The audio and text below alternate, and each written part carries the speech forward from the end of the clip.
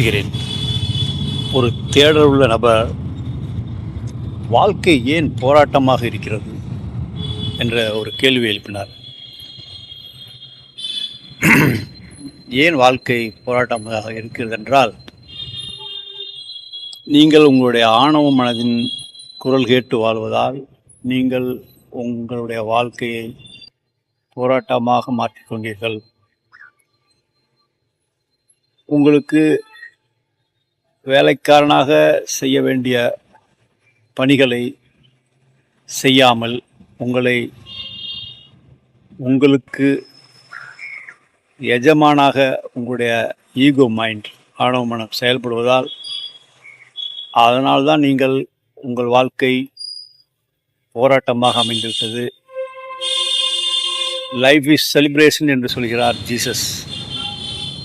வாழ்க்கை ஒரு கொண்டாட்டம் என்று பறைசாற்றுகிறார் இயேசு பிரான்.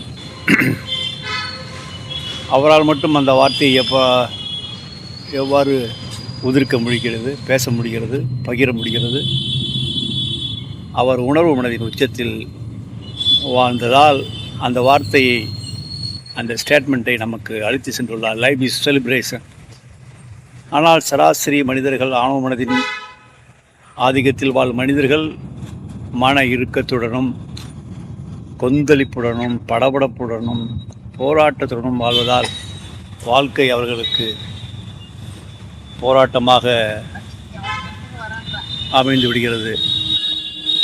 உள்ளே ஒரு அமைதியாக, மெதுவாக, கிசுகிசுப்பு குரலாக, கேளா ஒளியாக ஒரு ஒளி உங்களுடன் பேசிக்கொண்டுதான் இருக்கிறது.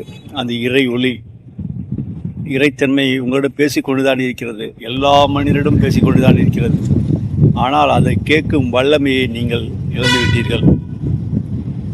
அந்த வல்லமையை நீங்கள் பெற வேண்டுமென்றால் நீங்கள் உங்களுடைய ஆணவ மனதை உணர்வு மனமாக மடைமாற்றம் செய்ய வேண்டும். இதற்கு என்னதான் வழி? தேடுங்கள், குருமார்களை தேடுங்கள்.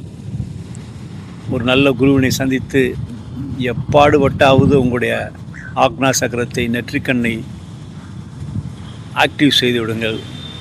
சுத்த உஷ்ணமுள்ள ஒரு குருவை நாடி உங்களுடைய ஆக்னா சக்கரத்தை செயல்பட வைத்து விடுங்கள்.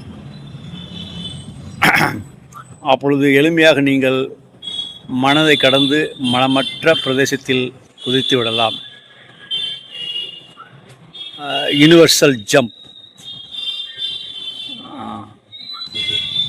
செய்துவிடலாம். அப்பொழுது உங்கள் மனதிற்கு செல்லும் உயிர் சக்தி மடைமாற்றமாகி அது உணர்வு மனமாக உங்களிடம் உயிர்ப்பிக்கின்றது.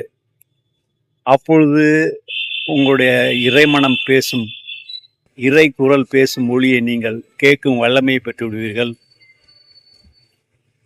நீங்கள் எதிர்வினை செய்ய மாட்டீர்கள், மறுதளிக்க மாட்டீர்கள், நீங்கள் செயல்பட ஆரம்பிக்கின்றீர்கள். ஆணவ மனதின் வாழும் மனிதர்கள் அனைவரும் எதிர் செயல்தான் செய்து கொண்டிருக்கின்றார்கள். அடிக்கு அடி, வார்த்தைக்கு வார்த்தை, செயலுக்கு செயல். அதனால் அவர்களுடைய கர்மா கூடிக்கொண்டே போகின்றது, பிறவிகளும் கூடிக்கொண்டே போகின்றது.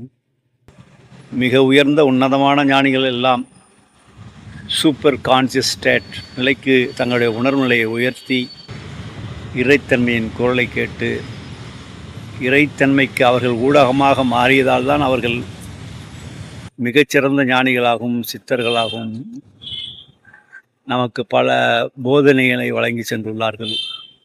ஒவ்வொரு மனிதனும் கடவுள் தன்மைக்கு உணர முடியும், புத்தராக முடியும், வள்ளலாராக முடியும். உயர்ந்த மிகச்சிறந்த சூப்பர் கான்சியஸ் ஸ்டேட் நிலையில் வாழும் ஞானிகளாக உங்களால் முடியும்.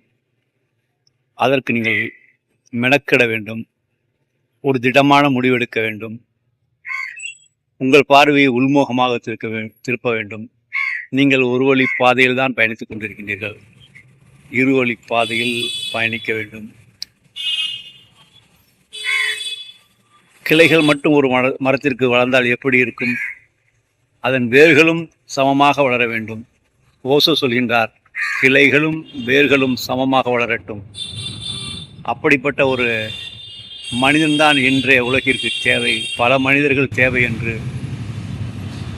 ஓசோ சொல்கின்றார். ஆதலால் வாழ்க்கை கொண்டாட்டமாகத்தான் இருக்கின்றது. இயற்கையாகவும் கொண்டாட்டத்தில் தான் இருக்கின்றன. இயற்கையை உற்று பாருங்கள்.